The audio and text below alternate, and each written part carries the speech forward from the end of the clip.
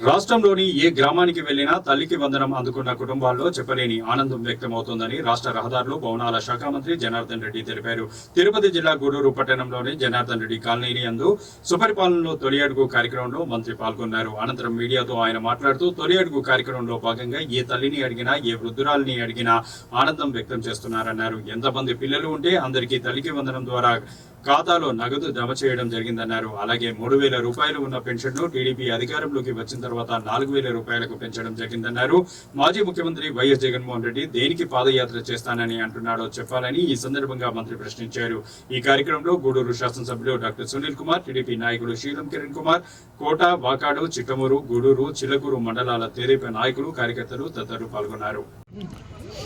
గూడూరు నియోజకవర్గానికి రావడం, అదేవిధంగా ఈరోజు గూడూరు నియోజకవర్గంలో ఈ కాలనీలో వచ్చినప్పుడు స్వాగతం పలికినటువంటి కార్యకర్తలకు, గూడూరు నియోజకవర్గ ప్రజలకు, అదేవిధంగా తెలుగుదేశం పార్టీ కార్యకర్తలకు, ప్రజలకు, ఎలక్ట్రానిక్ మీడియా, ప్రింట్ మీడియా వారికి, నా సోదరుడు హాస్యం సునీల్ గారికి, వేదిక మీద ఉన్నటువంటి తెలుగుదేశం పార్టీ నాయకులకు, కుటుంబ సభ్యులకు, అధికారులకు, పోలీసు వారికి, ప్రతి ఒక్కరికి కూడా హృదయపూర్వక నమస్కారం. చాలా సంతోషంగా ఉంది ఇక్కడ చూస్తూ ఉంటే వాతావరణం. ఏ తల్లి దగ్గరికి వెళ్ళినా, ఏ ఇంటికి వెళ్ళినా ఆ తల్లుల కళ్ళల్లో ఆనందం, ఆ తల్లి కళ్ళల్లో ఆనందం, వారి ముఖంలో చిరునవ్వు చూసినప్పుడు ఎందుకమ్మా మమ్మల్ని చూసి నవ్వుతున్నారంటే, సార్ చంద్రబాబు నాయుడు గారు పుణ్యాన, కూటమి ప్రభుత్వం పుణ్యాన ఆ రోజు మీరు ఎంతమంది పిల్లలకు చెప్తే అంతమంది పిల్లలకు తల్లికి వందనం వచ్చింది. అదేవిధంగా ఒక ముసలవ్వ గారు, నలుగురు గారు ఎక్కడ పోయినా ఆ ముసలవ్వ గారిని అడుగుతూ ఉంటే, ఏమవ్వా బాగున్నావా, ఆరోగ్యం బాగుందంటే ఆ మహానుభావుడు చంద్రబాబు నాయుడు పుణ్యాన సంతోషంగా, ప్రశాంతంగా బాగా ఉంది నాయన. ఎందుకంటే అప్పుడు 3,000 రూపాయలు ఇచ్చేది ఇప్పుడు ఒకేసారి పెంచి 4,000 రూపాయలు ఇస్తా ఉన్నారు. ప్రతి నెల 1వ తేదీన ఎవరు మా దగ్గర 1 రూపాయి కూడా అడగకుండా, ఏ కమిషన్లు లేకుండా మన ప్రభుత్వం వచ్చిన తర్వాత ప్రతి ఒక్కరికి కూడా ఉదయాన్నే మా ఇళ్ళకు తీసుకొచ్చి ఏదైతే ఉన్నారో ఉద్యోగస్తులందరూ కూడా సచివాలయ సిబ్బంది అంతా కూడా తెచ్చిస్తూ ఉన్నారు. ఇది తెలుగుదేశం ప్రభుత్వం, ఒక కూటమి ప్రభుత్వం ఇచ్చిన కమిట్మెంట్. ఆ రోజు మాట చెప్పిన ప్రకారం 3,000 రూపాయలు 4,000 చూస్తామన్నాము. అదేవిధంగా ఏదైతే ఉచిత సిలిండర్లు చెప్పామో ఇచ్చిన మాట ప్రకారం ఉచిత సిలిండర్లు ఇవ్వడం జరిగింది. తల్లికి వందనం కింద ఇంట్లో ఎంతమంది పిల్లలుంటే, గత ప్రభుత్వం మాదిరిగా మాటల ప్రభుత్వం కాదు, చేతుల ప్రభుత్వం ఇది. చెప్పిన మాట ఖచ్చితంగా కూడా నిలబెట్టుకుంటాము. ఇచ్చిన ప్రతి అంశాన్ని సూపర్ 6 పథకాలన్నీ కూడా ఒక్కొక్కడిగా మొదలుపెట్టి ఇప్పటికే 80% పైన కంప్లీట్ చేయడం ఉంది. ఒకసారి మిత్రులు చూడాలి, ఒక ఇంటికి దగ్గరికి పోతే తల్లికి వందనంలో మాకు 5 మంది పిల్లలు, 5 మందికి పడింది. 5 మంది పిల్లలు చూస్తే తల్లి చెప్తా ఉంది, మాకు ఏ ఇబ్బందులు లేవు, ప్రశాంతంగా మా పిల్లలను చదివించుకుంటాము, వాళ్ళకి బట్టలు కొనిచ్చామని. ఇంకా 3 ఇళ్ళకి పోతే మా బ్రాండ్ సైకిల్ బ్రాండ్ మాకు గుర్తు. ఆ సైకిల్ కూడా ఇంటికాడ పెట్టుకుని క్యా कर लिया तुमने क्या परचेस किया बोले तो मैं సైకిల్ మోలియా బల్కే సైకిల్ మీద కొడుకుని పిలిపించి జరుగుతూ ఉంది. అదేవిధంగా 3, 4 ఏ ఇంటి పైన పేపర్ల మీద రాసిస్తా ఉన్నారు. అది తెలుగుదేశం పార్టీ కమిట్మెంట్, చంద్రబాబు నాయుడు గారి కమిట్మెంట్, కూటమి ప్రభుత్వం కమిట్మెంట్. ఇది దొంగల ప్రభుత్వం కాదు, దోచుకునే ప్రభుత్వం కాదు, మాట తగ్గే ప్రభుత్వం కాదు. ఏదైతే రేపు అన్నదాత సుఖీభవ త్వరలో ఇవ్వబోతా ఉన్నాం, అదేవిధంగా రేపు ఆగస్టు 15న మా అక్క చెల్లెళ్ళకి అందరికీ కూడా మళ్ళీ ఉచిత బస్సు ప్రయాణం చెప్పిన దాని ప్రకారం ఇస్తా ఉన్నాం. ఏదైతే వాగ్దానం ఇచ్చామో, ప్రజలు మమ్మల్ని నమ్మి ఓట్లు వేశారో, దాదాపుగా స్ట్రైట్ పర్సెంటేజ్ 94% దాకా ఇస్తే, ఆ ప్రభుత్వం మేము వచ్చిన తర్వాత ఇచ్చిన మాట నిలబెట్టుకోవాలి. గత పాలకులు ఆ రాష్ట్రాన్ని సర్వనాశనం చేసి ఆర్థికంగా ఎన్ని ఇబ్బందులు ఉన్నప్పటికీ కూడా పేద ప్రజల కోసమే ఈ ప్రభుత్వం, పేద ప్రజల ప్రభుత్వం. అటు సంక్షేమం, ఇటు అభివృద్ధి 2 సమానంగా చేయాలి అనేటువంటి ఒక దృఢ సంకల్పంతో కూటమి ప్రభుత్వం పనిచేస్తూ ఉంది.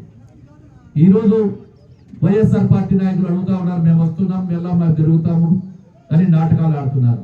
నేను ఛాలెంజ్ చేస్తున్నా వైఎస్ఆర్ పార్టీ నాయకులకు, ఎందుకు మీ మాదిరిగా మేము 2,000 నుంచి 3,000 చేస్తామని 2 సంవత్సరాల తర్వాత 250 రూపాయలు, మళ్ళా 250 రూపాయలు, 5 ఏళ్లకు 3,000 చేసినందుక మీరు వచ్చేది? లేదు మేము 3,000 4,000 చేస్తామని మొట్టమొదటిగా చెప్పినందుక 2 నెలల బోనస్ ఇస్తామని చెప్పి ఖచ్చితంగా వాళ్ళందరికీ కూడా మళ్ళా 7,000 రూపాయలు ఇచ్చినందుక లేదు దీపం పథకం అమలు చేసినందుక అందరికీ కూడా మళ్ళా 7,000 రూపాయలు ఇచ్చినందుక లేదు దీపం పథకం అమలు చేసినందుక తల్లికి వందనం ఇచ్చినందుక దేనికి పాదయాత్ర చేస్తారు చెప్పండి? దేని గురించి పాదయాత్ర చేస్తున్నారు? మేము ఇచ్చినటువంటి కాదు అని చెప్పి మీరు ఏ విధంగా మాట్లాడుతున్నారు? మీ మాదిరిగా 2 పిల్లలకి అని చెప్పి 1 పిల్లలకి ఇచ్చి ఆపలేదు. మీ మాదిరిగానే బట్టలు నొక్కుతున్నామని చెప్పి ఉత్తొత్తు బట్టలు కాదు, ఈ రోజు బటన్ కాదు చేతికి అందరికి కూడా సంక్షేమ పథకాలు అందిస్తా ఉన్నాం. ఈ రోజు జగన్మోహన్ రెడ్డి గారు కొత్త ప్రచారాలు రాజకీయ ఉనికిని కాపాడుకోవడానికి ప్రజల మధ్యలో చిచ్చు పెడతా ఉన్నారు, రౌడీలను ప్రోత్సహిస్తా ఉన్నారు. ఎక్కడికి వెళ్ళినా కానీ ఈ రోజు ఒక రౌడీల రాజ్యం మళ్ళీ రావాలి, దుర్మార్గం పాలనతోనే గెలుస్తామని అనుకుంటుంటే జగన్మోహన్ రెడ్డి గారి కల్లా నిజంగానే మీ బటన్ నొక్కింటే, నిజంగానే మీ వల్ల సంక్షేమంలో అందరూ సంతోషంగా ఉంటే ఎందుకు 151 సీట్లకు మీరు 11 సీట్లకే మిగిలిపోయారు? 5 ఎక్కడికి పోయింది? 11కి ఎందుకు మిగిలారు? ప్రజలు మిమ్మల్ని తిరస్కరించారు, మిమ్మల్ని చీకొట్టారు. ఈ రోజు 164 సీట్లు మా ప్రభుత్వానికి, కూటమి ప్రభుత్వానికి ఇచ్చి ప్రజలు మమ్మల్ని ఆశీర్వదిస్తే బాధ్యతతో పరిపాలన చేస్తా ఉన్నాము, బాధ్యతతో రోజు సంక్షేమాన్ని అభివృద్ధిని చేస్తా ఉన్నాము. ఆ రోజు మీరు ప్రతిపక్ష హోదా కూడా దక్కలేదు. ఈ రోజు మీ ప్రతిపక్ష హోదా దక్కడమే కాకుండా 11 మంది శాసనసభ్యులు ఉంటే ఏ ఒక్క శాసనసభ్యుడు కూడా ప్రభుత్వ జీతాలు తీసుకొని ప్రజల సొమ్ముతో జీతాలు తీసుకొని అసెంబ్లీకి రాని అసమర్థులు మీరు అసమర్థులు. కూటమి ప్రభుత్వాన్ని కానీ మా నాయకుడి గురించి కానీ మాట్లాడే అర్హత లేదు, మమ్మల్ని విమర్శించే అర్హత లేదు. ఈ రోజు మీరు రాజధాని నగరం ఏదంటే చెప్పుకోవడానికి సిగ్గుగా ఉండేటప్పుడు ఈ రోజు రాజధాని మళ్ళీ పరిగెత్తిస్తున్నాము. అమరావతిని, పోలవరాన్ని పక్కన పెట్టారు, పోలవరాన్ని పరిగెత్తిస్తున్నాము మేము. ఈ రోజు ఒక్కసారి ప్రజలందరూ ఆలోచన చేయాలి. ఆ రోజు పరిశ్రమలన్నీ వెనక్కుపోయాయి, పరిశ్రమలను పరిగెత్తించి పారిపోయినాయి. ఈ రోజు పరిశ్రమలందరూ కూడా పెట్టుబడులు పెడతామని వేలాదిగా ఈ రోజు కోట్ల రూపాయలు, వేల కోట్ల రూపాయలు, లక్షల కోట్ల రూపాయలు పెడతామని కంపెనీలు కూడా మా వెంటబడి ఖచ్చితంగా ఒక చంద్రబాబు నాయుడుతోనే రాష్ట్రం బాగుపడుతుంది. పరిశ్రమలు పెట్టాలంటే బ్రాండ్ అంబాసిడర్, ఒక బ్రాండ్ అభివృద్ధికి చంద్రబాబు నాయుడే. అటు కూటమి ప్రభుత్వంలో గౌరవ ముఖ్యమంత్రి, గౌరవ ప్రధానమంత్రి గారి ఆశీస్సులు, ఇటు మాకు తోడుగా పవన్ కళ్యాణ్ గారు, అందరం కూడా కలిసి ప్రజల సంక్షేమం కోసం పెడతా ఉంటే వీళ్ళు రౌడీల సంక్షేమం కోసం, రౌడీల బాగు కోసమో, రౌడీలకు సపోర్ట్ గా తిరుగుతా ఉన్నారు. ఆ రోజు పరదాల చాటును తిరిగి ప్యాలెస్ లో కూర్చున్న వాడు ఈ సంవత్సరం రోజులకే ఈ రోజు ప్రజలు బతికొచ్చారా అని అడుగుతా ఉన్నాను. మీకు 5 సంవత్సరాలు ప్రజలు బతికి రాలేదా? ప్రజల కష్టాలు తెలియదా? ప్రజల బాగోగులు చూశారా ఏ రోజైనా? ఈ రోజు పరిశ్రమలతో పాటు ఎక్కడైనా ఉన్నాయి. మళ్ళీ ఈ రోజు పరిశ్రమలు వస్తా ఉంటే మళ్ళీ ఉద్యోగ అవకాశాలు కూడా దండిగా వస్తా ఉన్నాయి. ఏ అంశాలైనా తీసుకుంటాం రమ్మమంటున్నాం మేము. ఈ రోజు మద్యం కుంభం దూరంలో ఎవరు నిందితులు? మీరా మేమా? వేల కోట్ల రూపాయలు, దాదాపుగా 4,000 కోట్ల రూపాయల కుంభకోణం. ముఖ్యంగా మీ అనుచరులంతా ఉన్నారు. కక్ష సాధింపు చర్య అని అంటున్నారు. ఎవరు కక్ష సాధింపు చర్య? గెలిచిన మొదటి సంవత్సరమే ప్రజల సొమ్మైనటువంటి ప్రజావేదికలు కూల్చుకొట్టింది మీరు కాదా? ఎక్కడెక్కడ ఉండేటువంటి పైలాలను పగలగొట్టింది మీరు కాదా? ప్రజల సొమ్ముతో కట్టినటువంటి ప్రజా భవనాలను కూల్చింది ఎవరు? మీరా మేమా? ఎవరికి కచ్చపూరితనమో? ప్రజాస్వామ్యంలో ఎప్పుడు కూడా తెలుగుదేశం పార్టీ తప్పు చేస్తే ఎవరిని కూడా వదిలిపెట్టదు. ప్రజలు తప్పులు చేస్తే ప్రజల సంక్షేమం కోసం, బాగు కోసమే చేస్తాము తప్ప రౌడీజం చేయాలి ఈ రోజు చేయాలంటే కూడా తెలుగుదేశం ప్రభుత్వం ఎప్పుడు కూడా అందరూ సమానం అనేటువంటి న్యాయం అందరికీ ఒకటే. ఈ రోజు తిరుగుతా ఉన్నారు వ్యవస్థలో సిట్టుగిన అంతా కూడా వ్యవస్థ ఒకటి చూస్తా ఉంది. వ్యవస్థలకు తెలుగుదేశం, వైఎస్ఆర్ పార్టీ, కాంగ్రెస్ పార్టీ అనేటువంటిది ఏమీ ఉండదు. ఎవరు తప్పు చేసినా ఆ తప్పు చేసి శాఖ మంత్రులు జనార్దన్ రెడ్డి గారు మన గూడూరుకి రావడం నిజంగా మన అదృష్టం. సుపరిపాలనలో తొలి కార్యక్రమంలో ఈరోజు జనార్దన్ రెడ్డి కాలనీలో 50 ఇళ్ళు ఇంటింటికి వెళ్ళి ఎవరికైతే తల్లికి వందనం డబ్బులు అకౌంట్ లో పడ్డాయో, అలాగే ఎవరికైతే పెన్షన్ 4,000 పడిందో వాళ్ళందరితో కూడా మాట్లాడి మీకు సక్రమంగా వచ్చాయా లేదా, ఇంకెవరికైనా ఇవ్వాలా అనేటువంటి విషయాలు కూడా వాళ్ళతో చర్చించిన విషయాన్ని ఒకసారి మీకు గుర్తు చేస్తున్నా. చాలా సంతోషంగా ఉంది.